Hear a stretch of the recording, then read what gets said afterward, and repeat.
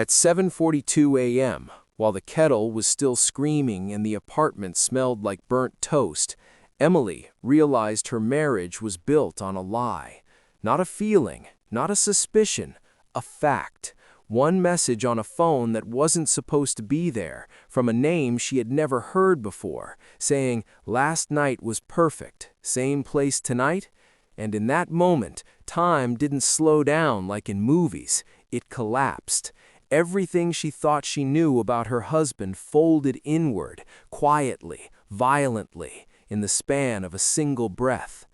Emily stood in the kitchen holding Mark's phone like it was something fragile and dangerous at the same time.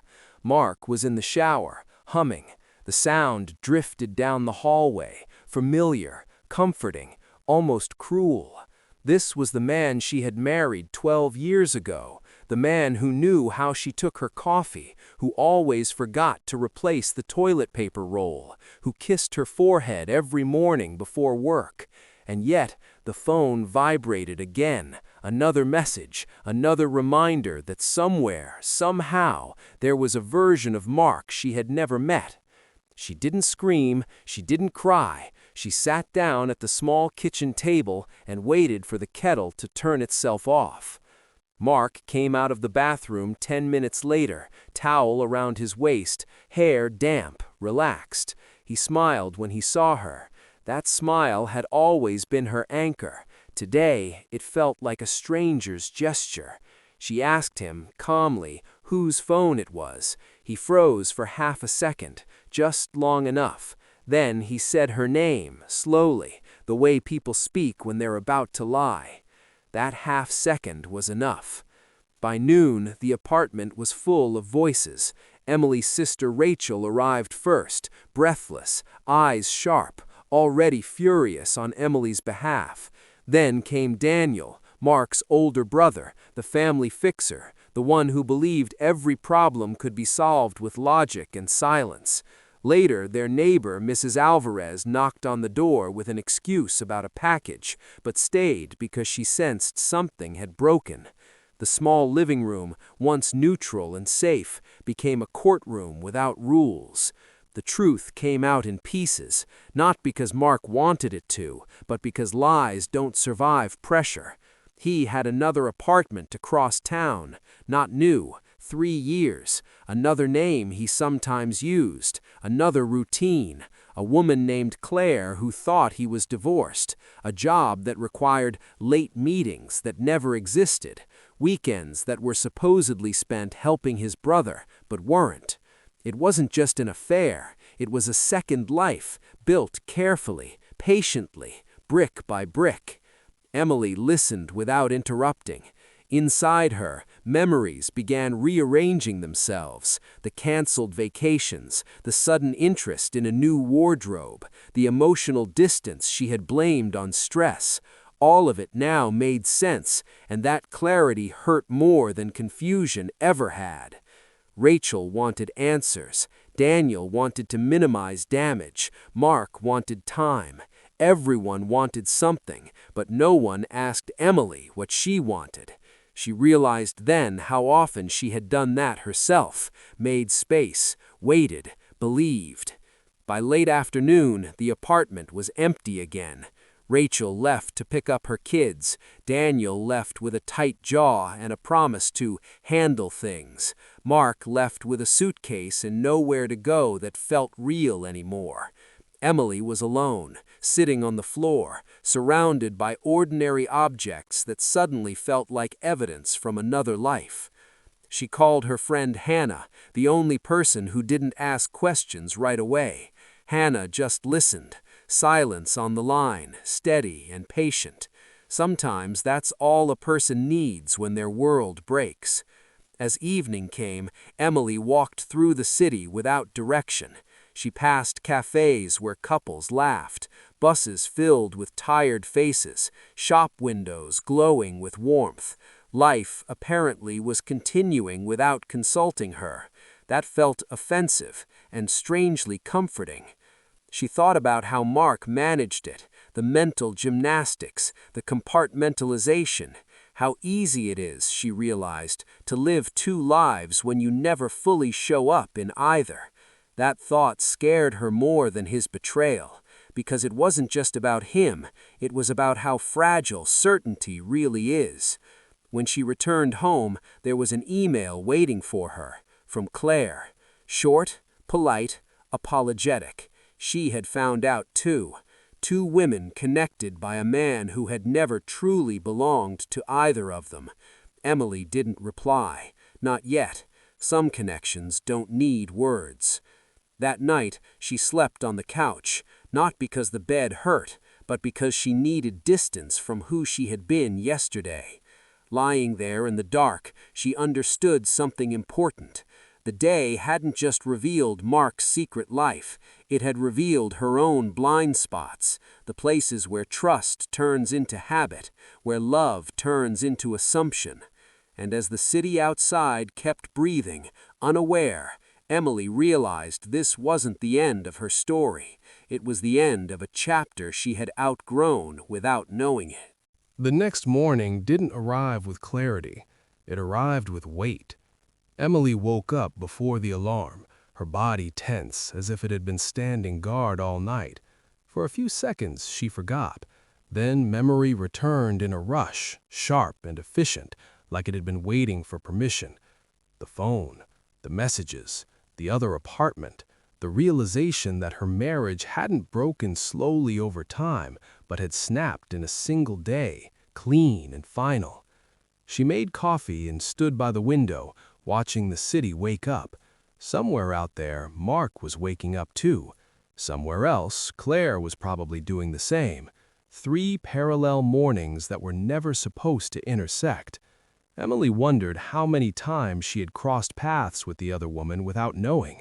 In a grocery store aisle, at a traffic light.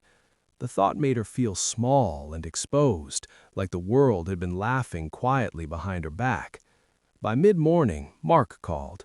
She let it ring until it stopped, then again, and again.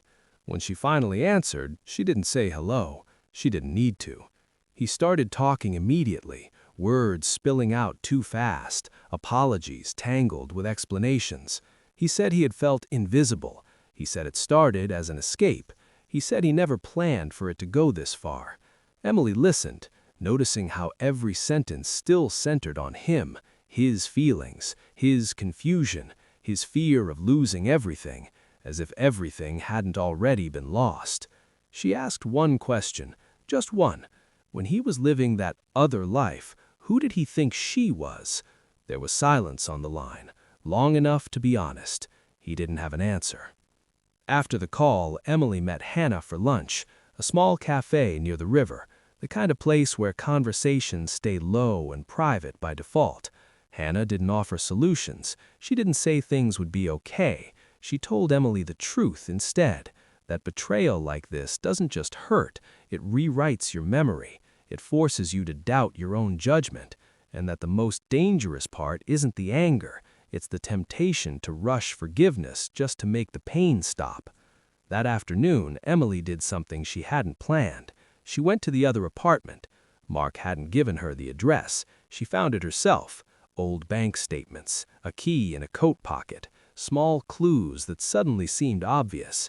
Standing in front of that door, she hesitated, not because she was afraid of what she'd find, but because she knew she couldn't unsee it. Inside, everything was tidy, neutral, impersonal, a life designed to be temporary, even though it had lasted for years. There were photos, but none with faces, books Mark had never mentioned, a jacket she didn't recognize. Emily felt no rage, just a deep, hollow disappointment. This was where the rest of her marriage had gone, not somewhere glamorous, somewhere empty. On the kitchen counter, she found a note, not for her, for Claire. A reminder about groceries, about dinner.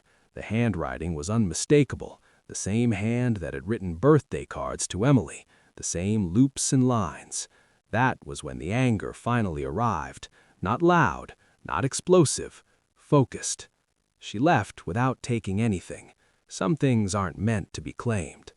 That evening, Rachel came over again, this time quieter. They sat on the floor with takeaway boxes between them, eating without appetite. Rachel admitted something she had never said before, that she had envied Emily's marriage, that she had used it as proof that stability was possible. The confession landed heavier than intended.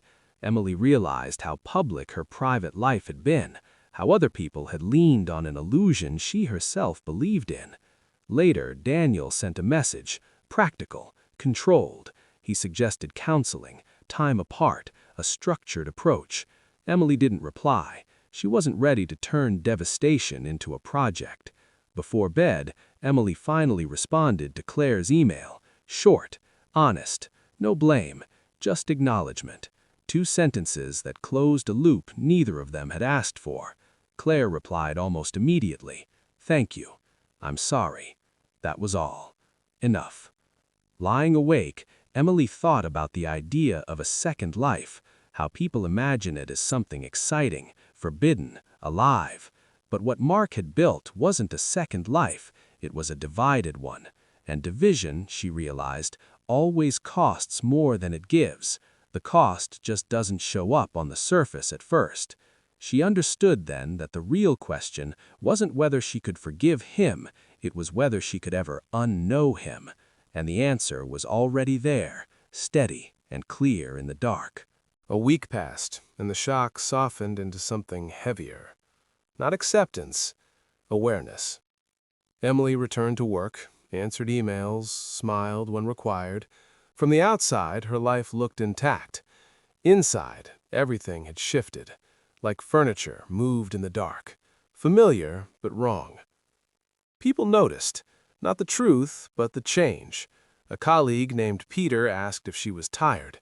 Mrs. Alvarez brought over soup and stayed too long, watching Emily's face as if it might confess something. Even the barista downstairs hesitated before handing over her coffee, as though sensing the fracture. Emily realized how little privacy grief actually has. It leaks. Mark respected her silence at first. Then he broke it. A letter arrived, handwritten, careful. He wrote about responsibility, about therapy, about wanting to be better. Not for her, he said, but for himself. Emily read it twice. What struck her wasn't the content, it was the tone. Calm, almost relieved, as if confession had freed him, while she was still carrying the weight. She didn't respond. Instead, she met Claire. They chose a public place, a quiet park near the water, neutral ground. Claire was younger than Emily expected, not reckless, not dramatic, just tired. They sat on a bench with space between them, both aware that this meeting shouldn't have been necessary, yet somehow was. Claire spoke first. She said she had believed his stories, that she had trusted the gaps, that she felt foolish now. Emily didn't contradict her. She understood too well how belief works when it's fed carefully. They compared timelines without intending to, laughed once, briefly, at the absurd overlap of excuses. That laugh surprised them both. It wasn't joy, it was recognition. Claire asked the question Emily had been avoiding. Are you going to leave him? Emily watched the river instead of answering. She said the truth instead. I don't know who I am with him anymore. Claire nodded. That was enough. After that meeting, something inside Emily settled. Not peace, but direction. She started therapy, not to fix the marriage, but to understand herself. The sessions were uncomfortable. They forced her to examine how often she had prioritized stability over honesty, harmony over clarity, how love, when mixed with fear, can slowly become self-erasure. These realizations didn't accuse her, they educated her. Mark tried again, this time in person. He stood in the doorway of the apartment they once shared, looking smaller than she remembered. He spoke about change, about ending the other relationship completely, about choosing her. Emily listened, then asked him something that stopped him cold. If I had never found out, would you have stopped? He looked away. The answer lived in that movement. She told him she needed distance, not as a tactic, as a boundary. For the first time, she didn't negotiate her needs. The following weeks were quiet, painful but clean. Emily rearranged the apartment, gave away clothes, changed routines. Each small decision reclaimed a piece of agency she hadn't realized she'd lost. She began walking in the mornings, writing at night. Not about him, about herself, about the life she wanted that didn't require double explanations or borrowed trust. One evening, she received a message from Mark. It was short. He said he understood now, that losing her had shown him the cost of his choices. Emily read it and felt no triumph, just closure forming, slowly. She didn't respond. Because sometimes the most powerful response isn't forgiveness or anger, it's clarity.